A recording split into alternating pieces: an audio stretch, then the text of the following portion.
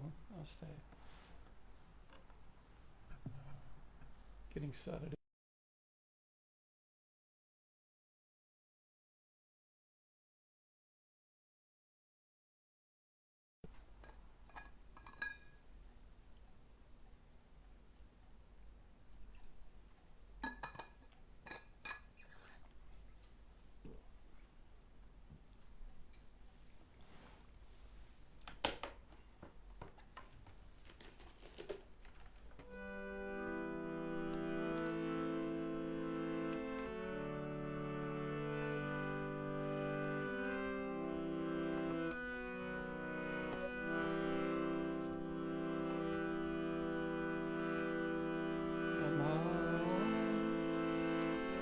Vishnu Padaya Krishna Prastaya Utale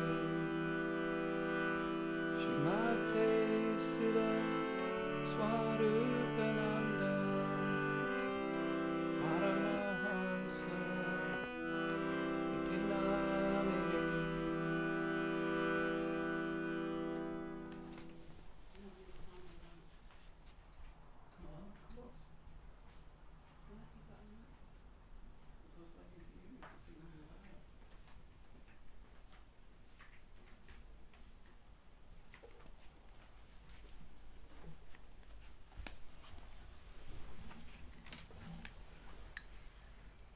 Is it live? Yes. 7:33. Oh, Haribo everyone. Lovely to have you here. Namaste. Hope you had a good day.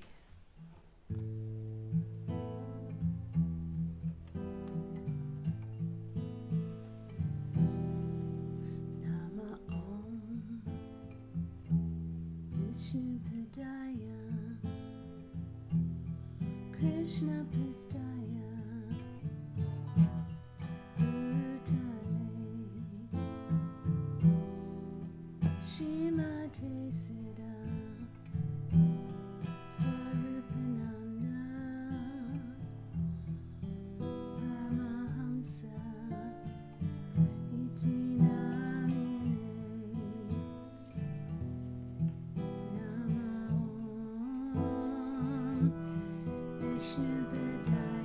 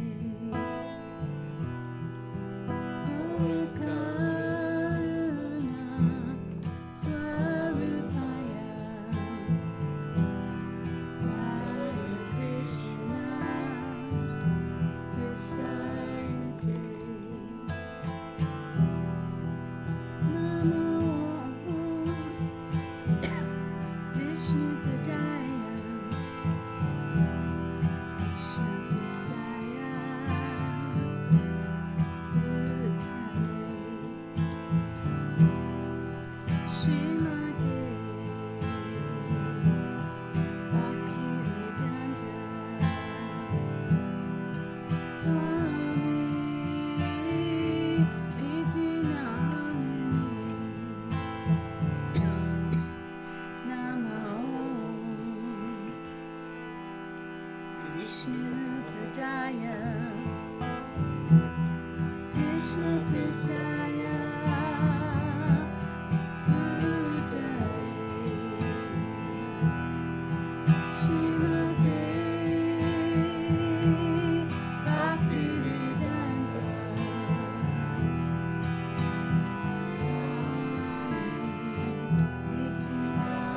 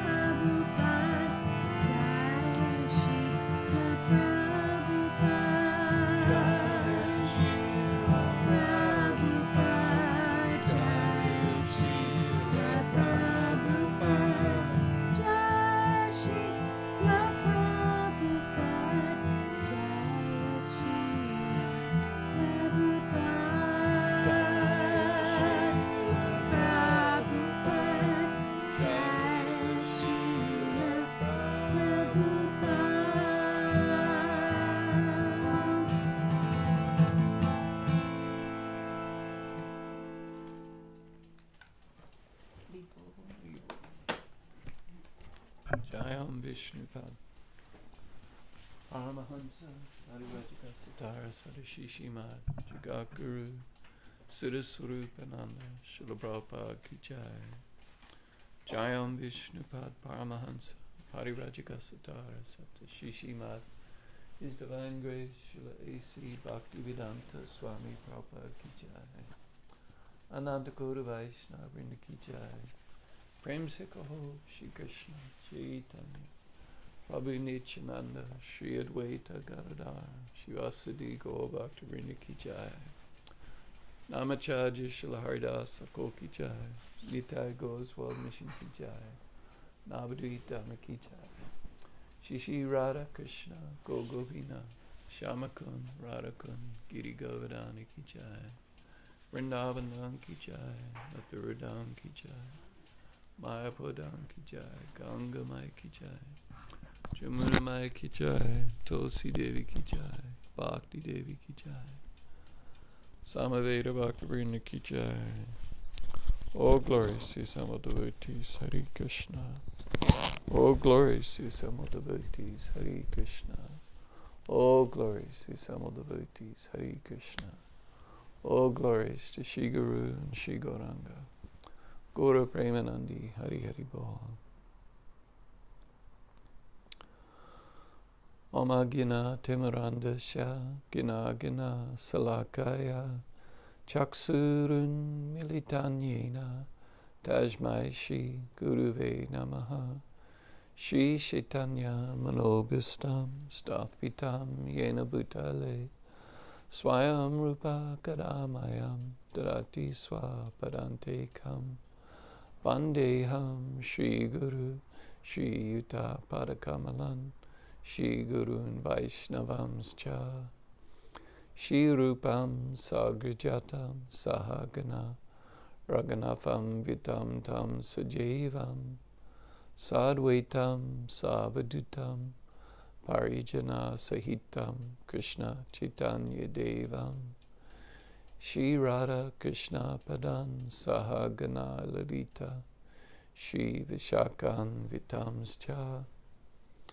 Hey Krishna Karuna Sindhu Dina Bandhu Jagatpate Gopisha Gopika Kanta Radha Kanta Namostute Tapta Kanchana Gorangi Radhi Vrindavaneshwari Rishabhanu Sutta Devi Pranamami Hari Priye Vanchakalpa Turubhyascha Kripa Sindhu Bhaivacha Patitanam Pavenbhyo Vaishnavbhyo Namo Namaha. Shri Krishna Chaitanya Prabhu Nityananda Shri Advaita Gadadhara Shivasadi Gaur Bhakta Vrindam. Hare Krishna,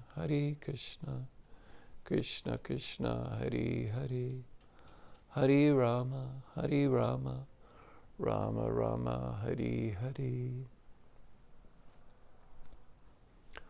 Om Vishnu Padaya, Krishna Prastaya Bhutale, Shrimate Siddhaswarupananda, Paramahansa Niti Namine.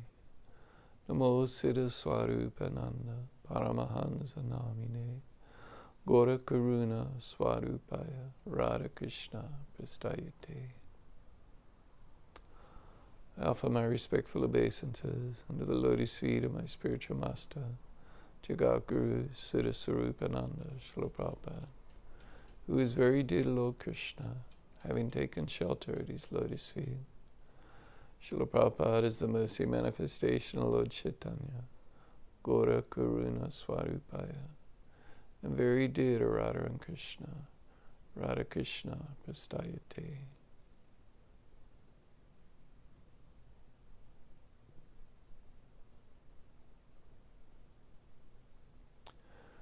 And offer my respectful obeisances and all the Vaishnava devotees of the Lord, who are like wish-fulfilling trees, able to fulfill all the desires of the fallen living entities, and are full of compassion upon them. Haribol, Namaste. Thanks for joining us for a chant and for Bhagavad Gita class, the beautiful song of God, Shri Krishna Bhagavan, who's full of all opulences. He's the wealthiest, the wisest, the most beautiful, the strongest, the most famous, and the most renounced. Even though he's created this material world, he's completely separate from it.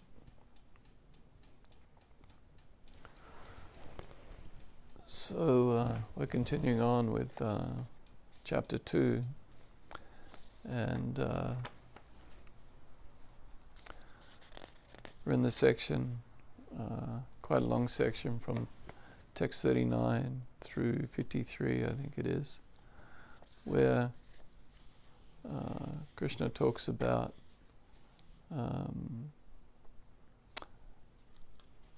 Kama Yoga.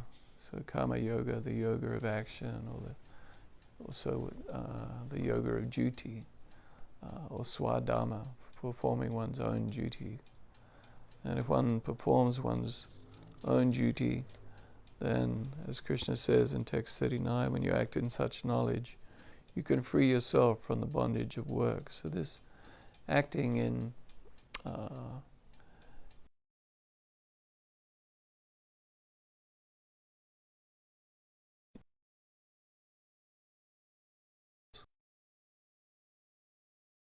because it's what one, and it's our duty or responsibility. And so if we work without attachment to the results, then this is non-binding. And then also Kama Yoga is also described as being non-different from Bhakti Yoga, because one in true Kama Yoga or full Kama Yoga as part of Bhakti Yoga, one acts out of love for the Supreme Lord. One performs one's duty for the pleasure of Krishna, not for one's own pleasure or out of a sense of duty or obligation. Of course, doing things out of a sense of duty or obligation is, this is good, right? It's better than akama, or renouncing one's duties, not performing one's duties, which is displeasing to the Supreme Lord. So performing one's duties because it ought to be done, because it's the right thing to do, because it's correct and proper. This is ultimately pleasing to the Supreme Lord. This is pleasing to Krishna, as we've discussed a few times. That this Varnashrama system, which creates one's swadharma, or one's own duties, or one's own occupations according to their status in life, their ashrama or their varna, their occupational duties. This is, as Krishna says in chapter 3 and chapter 4, that he's the creator of this system. So following this system is pleasing. This is proper. But the devotees of Krishna, our aim is not to act in a way that is proper. Our aim is to develop our love for Krishna. As we discussed when we a few weeks ago, when we read Chaitanya Charitamrita and the discussion between Lord Chaitanya and Ramananda Roy, where Lord Chaitanya made it quite clear that the goal of life is not to engage in Kama Yoga or to follow one's duties and responsibilities according to the Varnashrama system. Lord Chaitanya considered this all to be external. And he considered, even surrender to Krishna according to 1866, where one just surrenders unto Krishna. Lord Chaitanya still considered this to be external. And he wanted Ramananda Roy to go deeper And so Ramananda Roy discussed that the goal of life is to develop spontaneous love for Krishna. And so this is our aim, as we engage in the practices of sadhana bhakti, and as we perform our occupational duties to do our karma yoga. So this is beneficial and purifying, but we should always be aware that the aim is to develop raga bhakti, or spontaneous devotion for Krishna.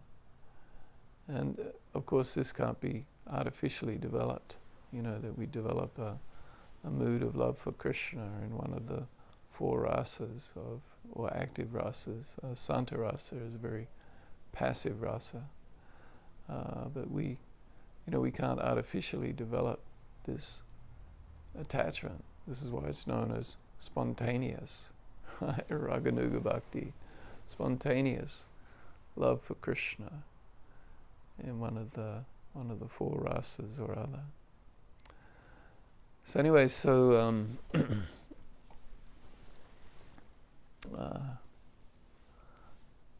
we discussed text 41 last week, where Krishna described that those who are on this path, so on this path of yoga or buddhi yoga, the yoga of intelligence, are resolute in purpose, and their aim is one. So one who's on the path of serving Krishna, being pleasing to Krishna, engaged in the process of yoga, wanting to link up with Krishna, we're resolute in purpose. We should be resolute in purpose. This is my aim. This is where I'm headed. And I should be one-pointed, ekeha, Guru Nandana.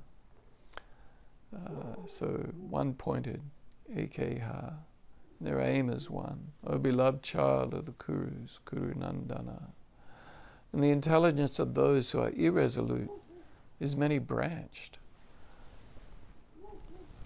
So if one is not one-pointed, by definition, obviously we're going to be, if we're not resolute and one-pointed, by definition, then we're essentially not one-pointed and not resolute. And Krishna describes this further as being many-branched, so we'll have desires going all over the place. And then Krishna then begins to speak about, which is appropriate for the time and place where he's speaking, that he begins speaking about a particular class of people who are irresolute, and these are the worshippers of the demigods, or the followers of the Vedas, ones who are attached to the flowery words of the Vedas. So this is text 42 to 43. Krishna says, Yam imam pushpitam vacham pravadancha vipashitaha Veda vada rata patha Nanya dasti vadinaha Kama tamatma swagapara Janma kama falapradam Kriya visesha bahulam Bhogaishwarya gatem prati. So men of small knowledge are very much attached to the flowery words of the Vedas, pushpitam, which recommend various fruitive activities for elevation to heavenly planets, resultant good birth, power, and so forth. Being desirous of sense gratification and opulent life, they say that there is nothing more than this. The men of small knowledge, who are very much attached to the flowery words of the Vedas, which recommend various fruitive activities for elevation to heavenly planets,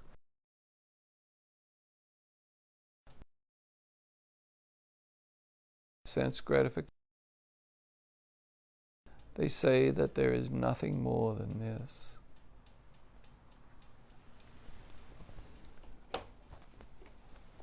So the Vedas are very broad. Like the entire Vedic literatures, are extremely extensive. And so many of the followers of the Vedas follow what's known as the Karma Kanda sections of the Vedas. So these Karma Kanda sections of the Vedas have to do with engaging in various kind of sacrifices and rituals, with the aim of bettering one's position in this material world. And so there's different sections of the Vedas. And I've talked about this before. Apologies for being repetitive. But there's the Karma Kanda sections, which I just described, have to do with engaging in various rituals and sacrifices and performances with the aim of attaining a better position in the future, in a future life. Generally speaking, elevation to heavenly planets, or taking birth in a better material situation on this planet. The other section is another section is the Jnanakan section, and this is the section of jnana, and the aim of the which is primarily the Upanishads, and the aim of the Upanishads, generally speaking, is mukti, or liberation. So there's the Kamakan sections, the Jnanakan sections, and then the Upasana Kan, which is the devotional section. So this devotional section of the Vedas includes the Mahabharata, the Ramayana, the Puranas, including the topmost Purana, the Srimad Bhagavatam. And these are directly encouraging, of course, Srimad Bhagavatam, a little bit in a class of its own, but these are promoting devotion to Krishna, bhakti yoga. And this is made clearer in the Bhagavad Gita, which is like the essence of the Mahabharata, and in Srimad Bhagavatam, the topmost Purana, which appeared at the time of Krishna's disappearance. It makes very clear that the aim of life is to develop pure devotion for Krishna, prema bhakti, pure love for Krishna, in one of the various rasas or other. So there's a section of people, particularly at the time of Krishna. Of course, in the present day, the number of people who follow Vedic literatures is very small, even in India. But still, in India today, there's still quite a large number of demigod worshippers of Ganesha, Lord Ganesha, and then also of Ganesha's brother, whose name is just escaping me, particularly in South India. But like in South India, wherever you go, there's oftentimes little statues of Ganesh, particularly at the thresholds. Also, many worshippers of Lord Shiva. Most worshippers of Lord Shiva, either they're wanting some material benediction, as Lord Shiva is known as Ashutosha, very easily pleased, as is described in the 10th canto of Srimad Bhagavatam, and the story of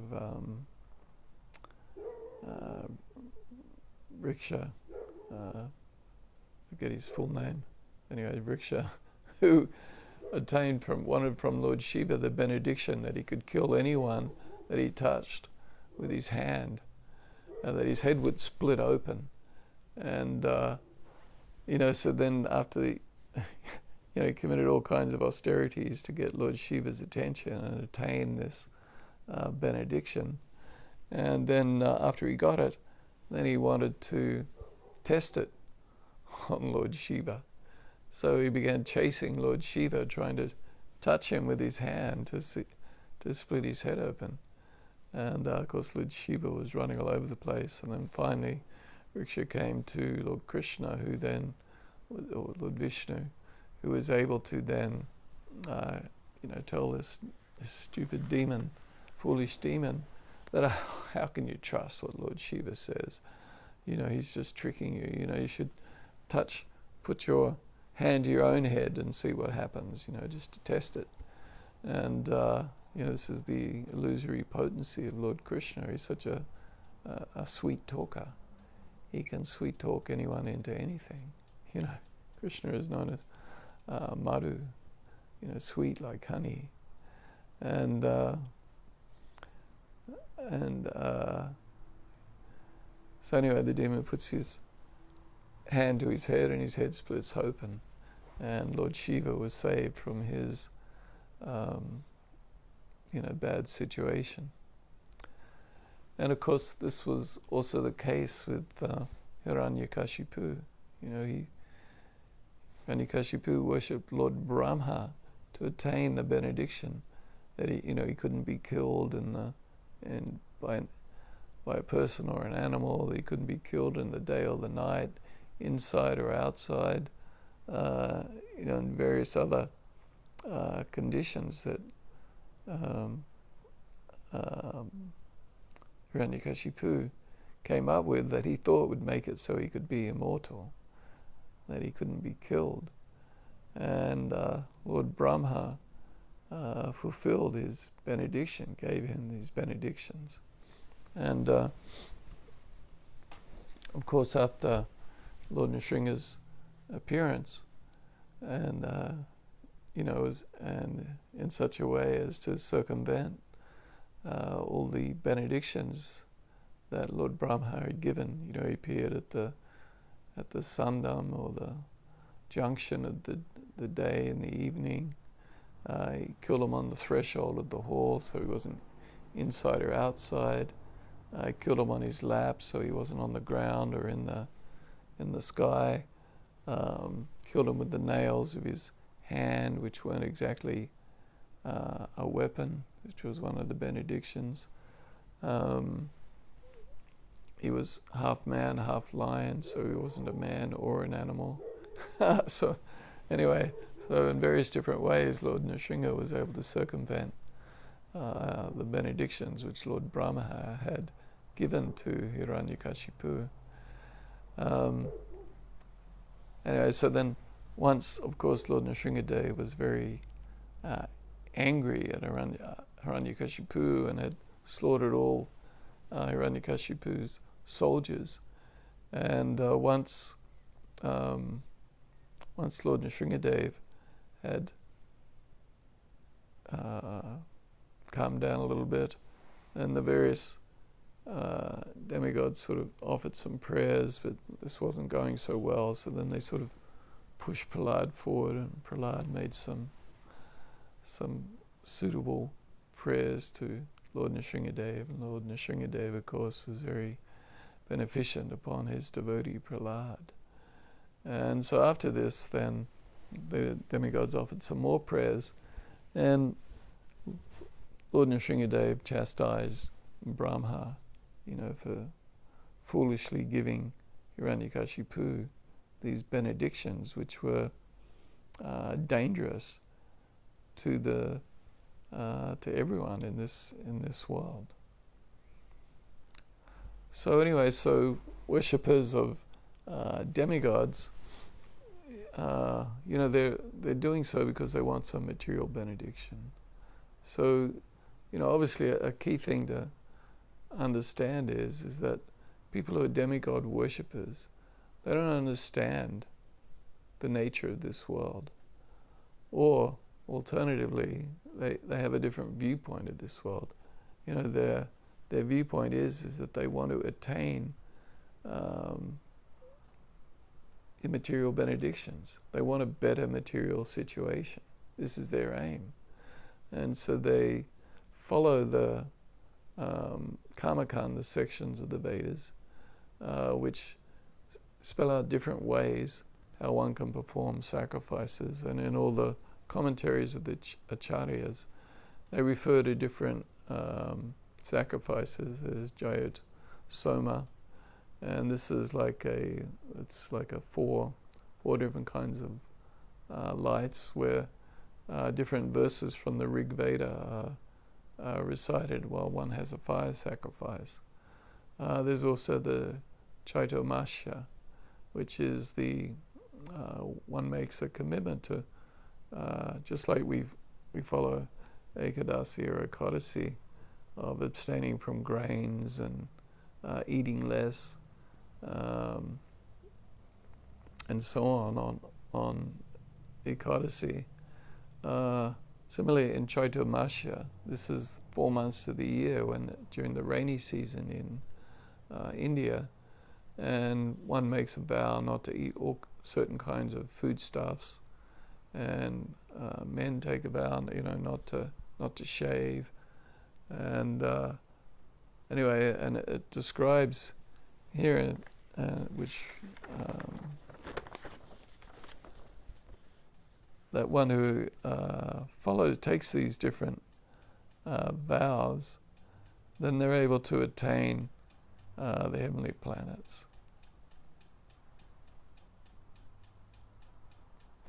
So in Keshava Kashmiri's commentary, he makes a lot of really nice points. So he says, why is it that the scholars who have studied the Vedas so fastidiously fail to possess the resolute intelligence? So this is referring to the ones who are irresolute and not one-pointed. So to even study the Vedas, one must be a Brahmana. The Vedas are not for the other varnas or castes. In fact, Shudras were not even supposed to see the Vedas or hear the Vedas. One had to be a Brahmana to hear the Vedas. And so why is it that the scholars who have studied the Vedas so fastidiously fail to possess the resolute intelligence? It is because they could not comprehend the essence of the Vedic scriptures, and subsequently they missed understanding the true purport of the Vedas. So this is kind of the situation that Srila Vyasadeva has created. And of course the Vedas existed before Srila Vyasadeva. They were just compiled by him and edited by him and his disciples. But the Vedic literatures are so vast, so expansive, that one can get completely lost in trying to understand what is the essence. And so actually in Srimad Bhagavatam, in the first canto, chapter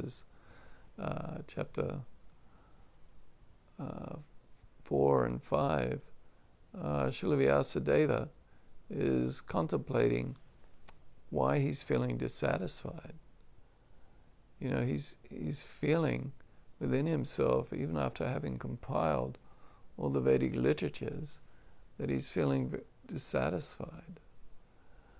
And then he begins to appreciate that it's because he hasn't actually made the purport or the essence of the Vedas clear.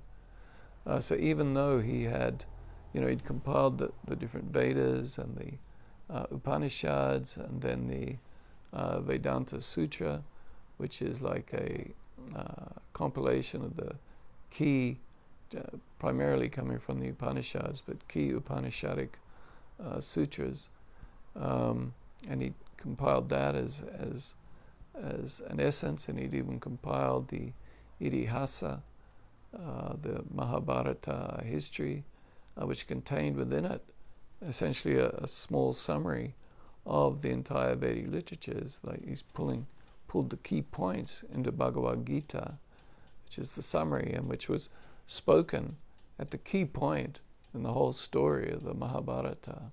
The description of the dynastic struggle between the Pandavas and the Kurus, the two sides of a dynasty. So even though he'd compiled Mahabharata, which contained within it the Bhagavad Gita, still he was feeling that he hadn't made clear that the purpose or that the goal of life, the prayojana, the sajja, is to develop pure love for Krishna and to glorify Krishna as the Supreme Personality of Godhead. Because in fact one can read all the different Vedas and one could be like, well, who's really, who is the Supreme Person? This can be unclear. Is it Shiva? Is it Indra? Is it Brahma? Is it Vishnu? Even though the Vedas make clear it is Vishnu, still it's like such vast literature that one can be unsure as to who is the Supreme Personality of Godhead. So anyway, it's at this moment where Srila Vyasadeva was feeling dissatisfied within himself. Then Narada Muni appeared, and Narada Muni has this ability to appear at just the opportune moment.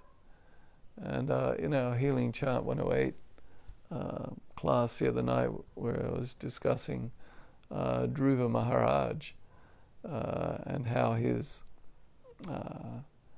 the whole story of Dhruva Maharaj, where he became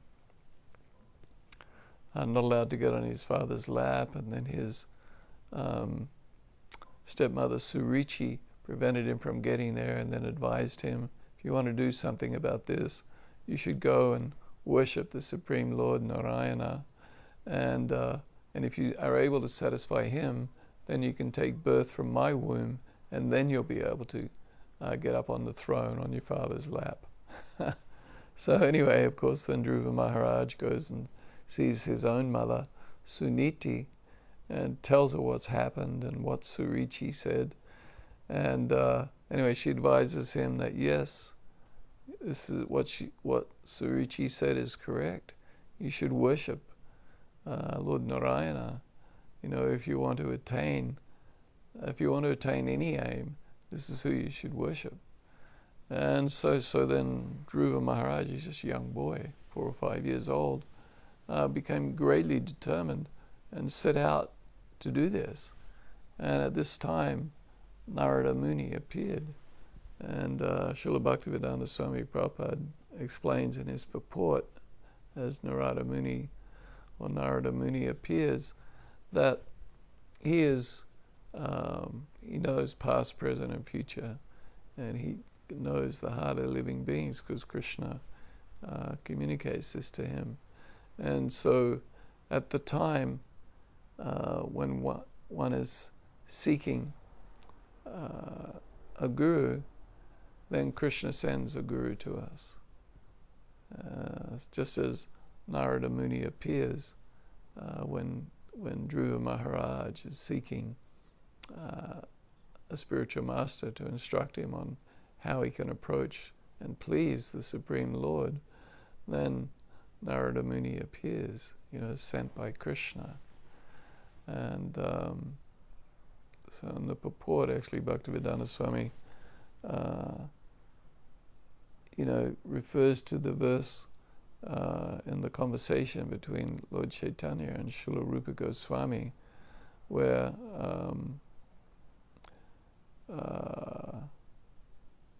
Lord Chaitanya says, Brahmanda Brahmite Kona Bhagyavan Jiva Guru Krishna Prasadi Pai Bhakti Lata Bija.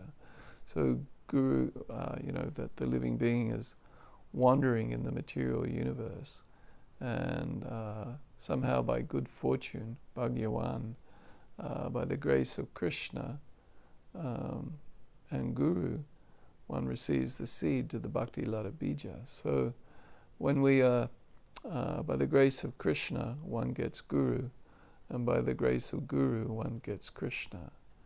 And so anyway, so as Srila Vyasadeva was in this situation where he's contemplating, feeling dissatisfaction, even though he's compiled all the Vedic literatures, he's feeling this great sense of dissatisfaction. So then again, Narada Muni appears, and he makes clear that the reason for his dissatisfaction is that he'd failed to make clear that Krishna is the Supreme Personality of Godhead, and that the purpose of life, or the goal of life, the prayojana, is to have pure love for Krishna, prema bhakti. And this is the essence of the Vedic literatures, of all the extensive Vedic literatures. This is the essence of the Vedic literatures. This is the conclusion of the Vedic literatures. And but unfortunately, as Keshava Kashmiri says here, why do the scholars who've studied the Vedas fail to possess this resolute intelligence, this one-pointedness that Krishna described in text 41? It's because they could not comprehend the essence of the Vedic literatures, and subsequently they missed understanding the true purport of the Vedas. So this Lord Krishna emphasizes with the word avipashitaha, meaning the ignorant who are not knowledgeable are attracted to flowery descriptions in the Vedas. So instead of being attracted to Krishna, they're instead attracted to this flowery language of the Vedas. And of course, the Vedas are very flowery. They're composed in Sanskrit, in different kinds of meters that rhyming meters, and always the same pattern. And so this is very attractive. But in all the commentaries here, Srila Baladeva Jabusana, Srila Bhaktivedanta Swami Prabhupada, Vishwanath Chakravarti, they take this analogy or simile, metaphor, whichever one it is, metaphor, the flowery language, they're taking this to say that even though these beautiful descriptions contained in the Vedic literatures, that they're actually like a beautiful flower creeper that is poisonous. So there's many kinds of creepers that are poisonous. The flowers are poisonous. And so these flowery words of the Vedas are likened by the acharyas to being a poisonous creeper. So even though it looks wonderful and it seems like it's going to be really good, but actually it's nothing but poison. And this is so much the way of the material world, right? We always have our desires. We desire a certain thing. We think it's going to make us happy, but actually it doesn't satisfy us, and is often the source of pain or unhappiness. So in the Vedic literatures,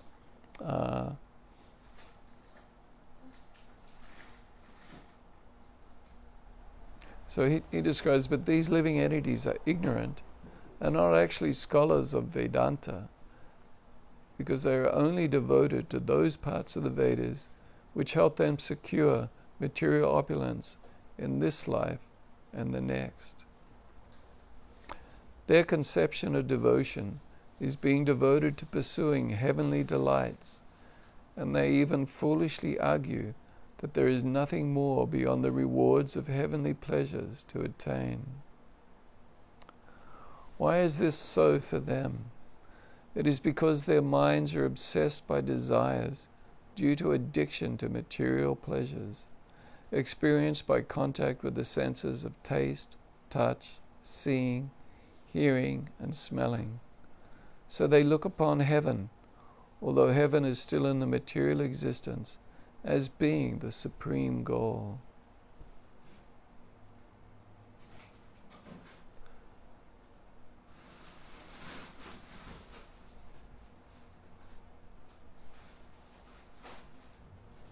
So why are they thinking that there is nothing else beyond this?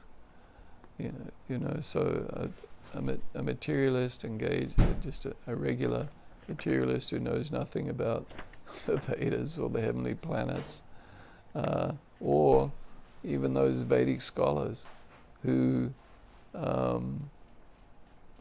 think that heaven is the goal. So the heavenly planets. So why is this? It's because their minds are obsessed by desires due to addiction to material pleasures experienced by contact with the senses.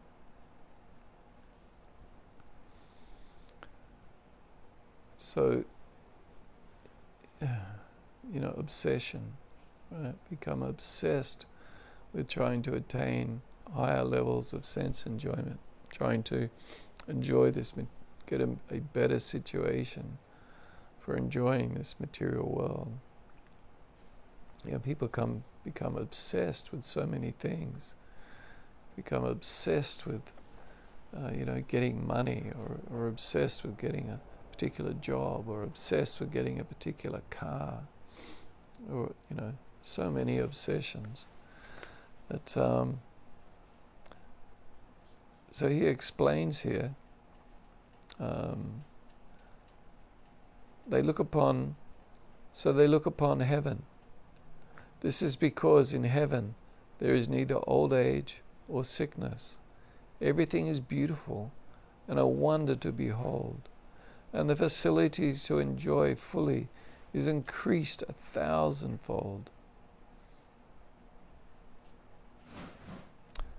So all their activities in this life are enacted solely for the sake of accruing benefits, in order to reside in the heavenly spheres, where they can enjoy for a seemingly unlimited time span. So this is the nature of the heavenly planets. There is no sickness, and the influence of old age is not there either. So there is birth, but there is no sickness or old age, but there is death. This universe this world, material world, is the world of Matya Loka. There is always death. But in the heavenly planets, the standard of life is so much more enjoyable. No sickness, no old age, a very long lifespan, thousands of earthly years. Everything is very beautiful and a wonder to behold, and the facility to enjoy fully is increased 1,000-fold. When I first started chanting, I used to, I was a surfer, right? That was my identity. Had my surfer hair. Always wanted it to be blonde, want to look like like I've been in the sun a lot. Anyway, and I used to live in this town, Whangamata in New Zealand, or Whangamata, and there's a really good surf break there called the Bar. It's like a sandbar at the mouth to a river, and anyway, really good waves. And there was another bar at the other end, and anyway, I used to, when I first started chanting and hearing about, there's these heavenly planets, I used to think, I wonder what the waves are like there. Because, on this earthly planet, the waves can be pretty good, but there's, a bunch of danger in them. Like some of the best waves in the world are in, on the north shore of Oahu pipeline. Many people can be killed at pipeline because the waves break. It's very shallow, and then also most of the time the waves aren't even breaking, or oftentimes the winds are blowing in the wrong direction and they just kind of wreck up the waves, so the waves aren't really surfable. And so I used to think, I wonder what the waves are like in heaven, in the heavenly planets. So I used to think, maybe I want to go there. So this is what happens. Surfers are generally obsessed, searching for the better wave, right? So they hear that they can go to heaven, they start thinking, well, gee, I'll go there where the waves will be better, right?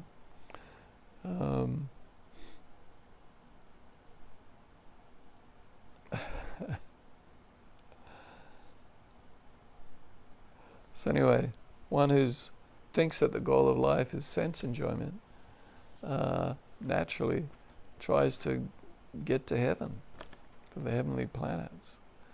And so there's different ways to do this, engaging in different sacrifices or following the vows of Chaitanya and so on. But Srila Keshava Kashmiri describes, but when their merit has expired, so in other words, one can get to the heavenly planets by accruing merit or good karma, essentially. By accruing good karma and merit, then one can be elevated to the heavenly planets. But this is like a bank account, right? We have a good karma bank account, and so we put credits in there by engaging in good activities and following the Vedic rituals and so on, and we can get ourselves promoted to the heavenly planets. But when we've used up all those credits in our good karma bank account, then, as Keshava Kashmiri says, but when their merit has expired, after enjoying the delights of heaven in various wonderful ways to their heart's content, they will again take birth on earth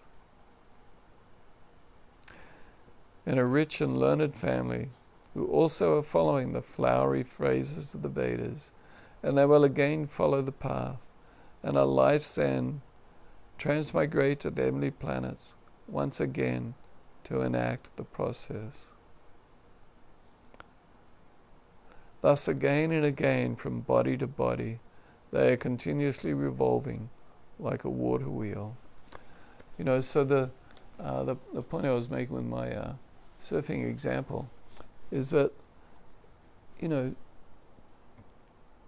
if you're not a devotee of Krishna, if you don't actually have love for Krishna, and you're just generally self-centered, I'm the most important person, I want to enjoy myself, right? I want to enjoy this world through my senses.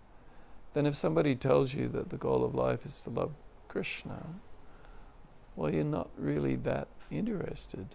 I'm not, how does it help me? What's in it for me?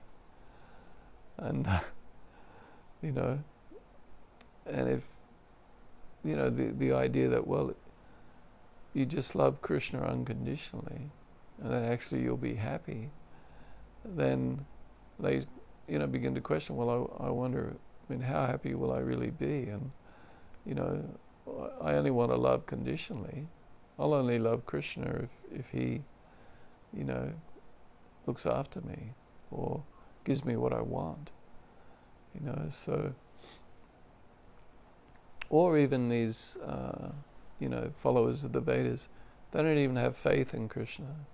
They don't know that Krishna is Bhagavan Swayam, the Supreme Personality, the original Supreme Personality of Godhead. They don't know this conclusion of the Vedic literatures. They don't understand the essence. They, they just don't know that. They don't understand that. They don't even really know of the existence of the spiritual world.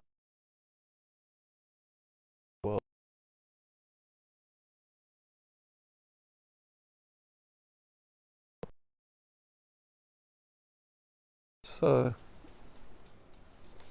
this is the situation that Krishna describes, that men of small knowledge are very much attached to the flowery word of the Vedas, which recommend various fruitive activities for elevation to heavenly planets, resultant good birth, power, and so forth.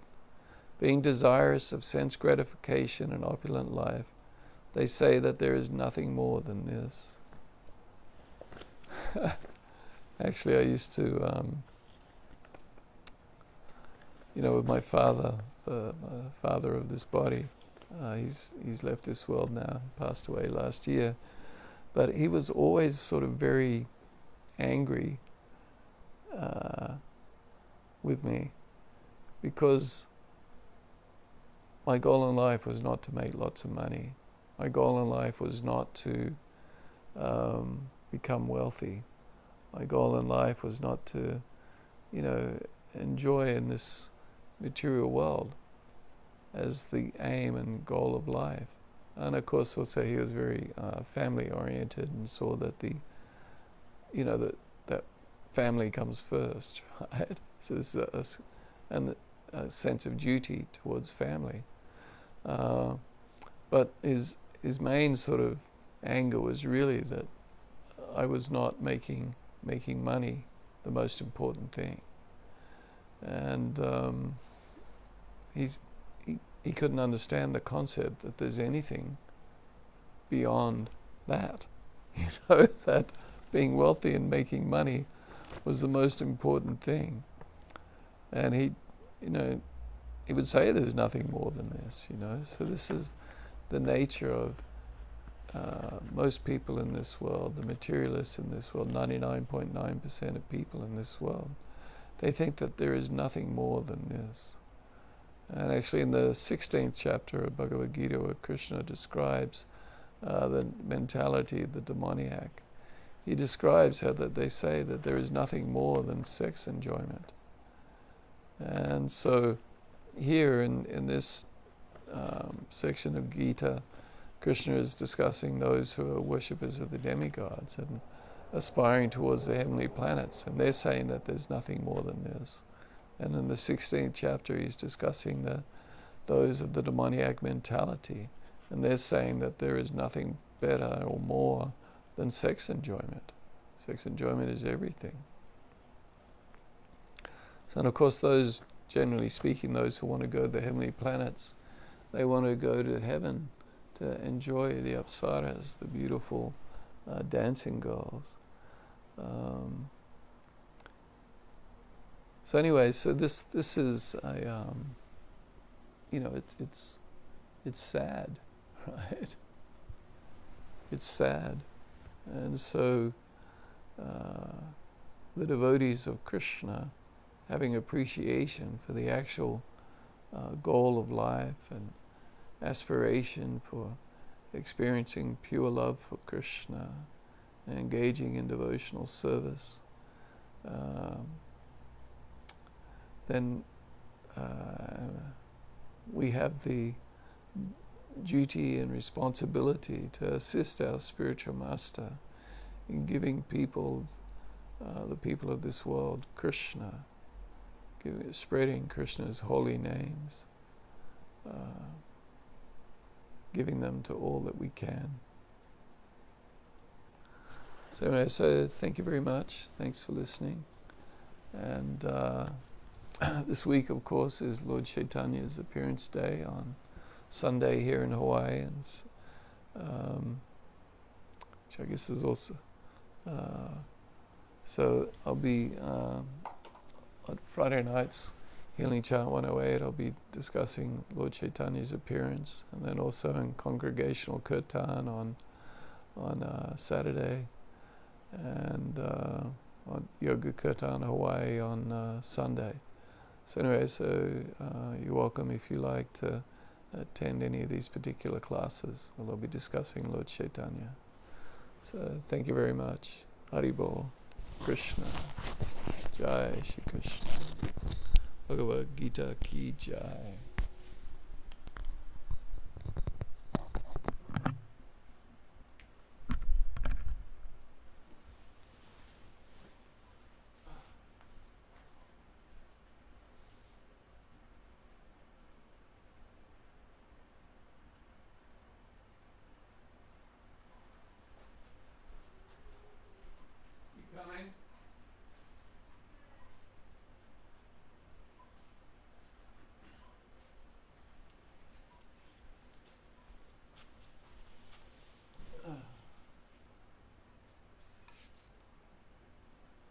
So for Lord Chaitanya's appearance day, I've been studying the Sri Chaitanya Charitamrita, the Adi Leela chapters 1 through 4, in particular chapters 2, 3, 4, where Srila Krishnadas Kaviraj Goswami very nicely expounds upon the reasons for Lord Chaitanya's appearance.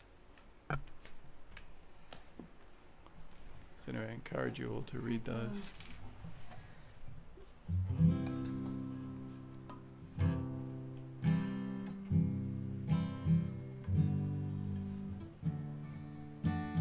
Hare Krishna, Hare Krishna, Krishna Krishna, Hare Hare, Hare Rama, Hare Hare. So it's CGD. Hare Krishna, Hare Krishna, Krishna Krishna, Hare Hare, Hare Rama, Hare Rama, Hare Hare, Hare Krishna, Hare Krishna, Krishna Krishna, Hare Hare, Hare Rama,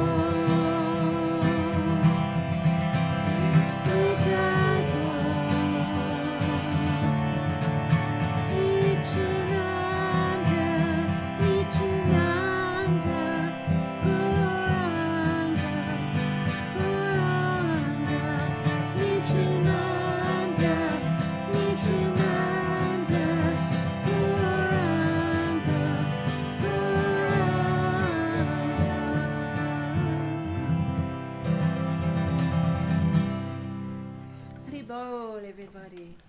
I hope you have a nice rest of your evening, and we're very grateful to have you join us. And we'll see you next time. Hari Bol.